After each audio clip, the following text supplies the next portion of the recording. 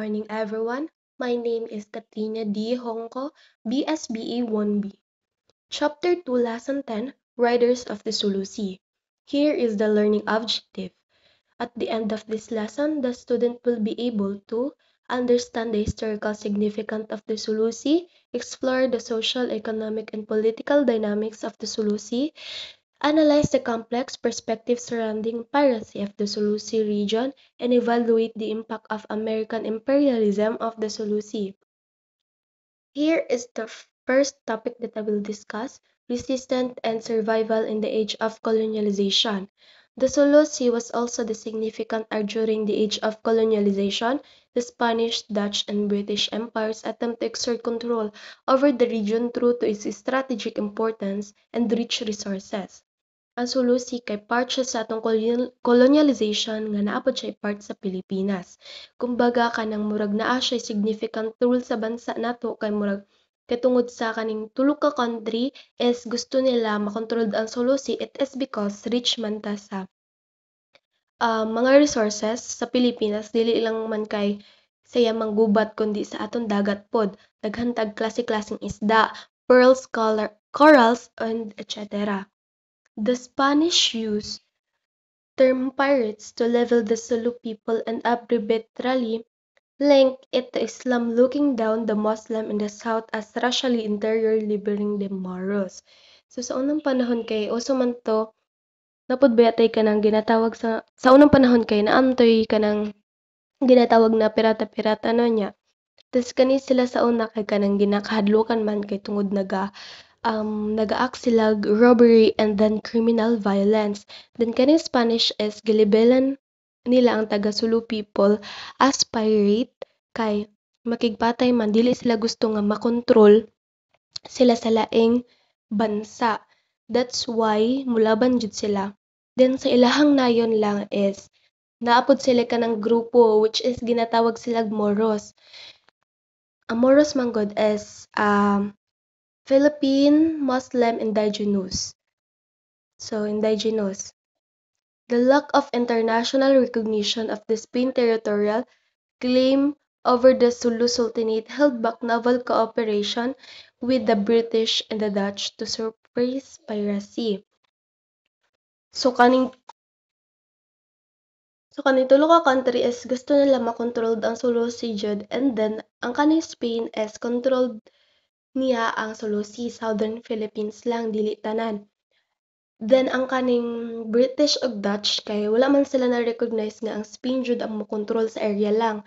Dili man mosugot ang British ug Dutch nga ang Spain mo'y mokontrol no kay wala man sila wala man na silang sabot para magud sa British ug Dutch kay disagreement na. Here is the second topic that I will discuss is US conquest of the Sulu Sea. The US took over the Spain colony in the Philippines in 1999,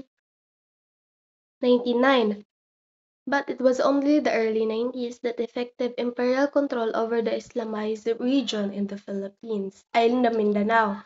So balikan nato ang background sa kaning during Spanish ug after na katong gibaligya nato sa US.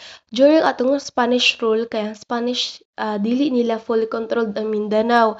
It is because mostly sa Mindanao kay mga Moro people and then resistance colonialization firstly. Kumbaga, makigpatay dyan na sila. Dili sila gustong anay mo control sa ilahang laing bansa except lang sa ilahang murag organization within the nayon lang. And then ang kaning Spain is gibaligya ta sa US. Then kaning US is gipalit sa ta. Kay 330 years ta gisakop sa Spain and then napulaan na siguro mong gibaligya ta sa US na pod. And then ang Mindanao kay officially controlled na by US. It is because wala dati manggod is dali ra ta mato sa US gipangakuan lang ta nga i-secure nila ato ang dagat tas nadala pod ta no kay dati manggod mauto-uto ra ta. They wanted to use the region natural resources like fish, pearls, and timbers. So pareha sila goal sa Spain, which is makagamit pod sila or gigamit nila ato ang mga resources like fish, pearls, and timbers. Kay daghan may tag klase-klase ng isda no sa dagat. So gusto pud nila nga napud sila makuha sa toa. In 1903, the US created they called the Moro Province. By August of the same year, General Leonard Wood was assigned as its commander. So atong 1903 as fully controlled naman ta sa US, naapod sila ka nag-imbento na Moro Province nga sila ra po ni-imbento ana. And then naapod general nga maka-assigned ana same year which is si Leonard Wood. Si Leonard Wood is US Army Major General Physical and Public Official known for commanding and the Route Riders. Here is the third topic that I will discuss is Jikiri Bullard for fighter or freedom fighter. So late 1907 to the middle of 1909, the series of pirate attacks and coastal raids wreaked havoc among the Faro fishers, Chinese merchants, and American and European people living in the region. So, atong 1907 is giatake sa mga pirata ang Sulu Sea. Tas pare sa kataong giingon kaganiha nga ang mga pirata sa una kay kanang ginakadlukan jud na sila kay tungod man gud nag-cause na sila kadaot ug kasamok sa lugar. Nya ang katong mga pearl fishers katong naga-dive sa dagat then nagakuha sila og mga pearls na apektuhan pod even ang merchants katong mga naga-trade ni sila gikan China to Pilipinas is naapektuhan sad even ang American ug European nga nagpuyo sa region. Moro Rebellion early 90s part of broader resistance known for Moro Wars 1899 to 1913.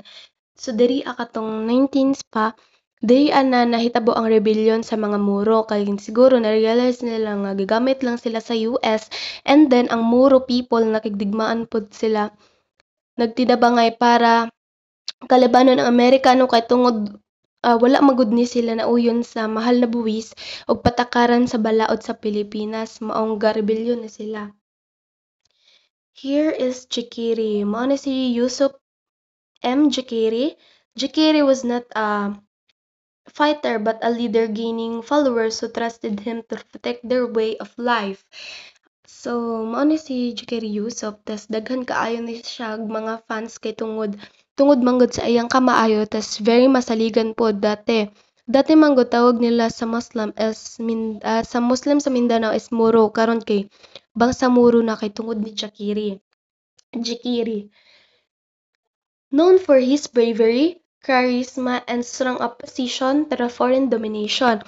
Dili lang leader ang pagtanaw sa iyaha kay tungod isog tas naapod siya charisma batok sa mga gusto mo sakop. Ana, si Jikiri manggod is bangsa Moro leader niya gusto niya maprotektahan ang mga indigenous Muslim groups sa Mindanao. And lastly, as American colonialization expanded, Jikiri organized raids and guerrilla attacks against US military forces. Ni si Jikiri pud kay isa po na siya sa nag-organize para sulungon ang US tapos sa kapanahon niya kay naman say kanang ginatawag na guerrilla tactics which is kanang paspas na pag-atake o paglikay sa mga open battles kung buot pa sa iingon kay abtik bantog manggod gisukol ni Jikiri kay gusto niya walay dapat mosakot sa ilaha bantog nagrebellion sila. And that's all. Thank you.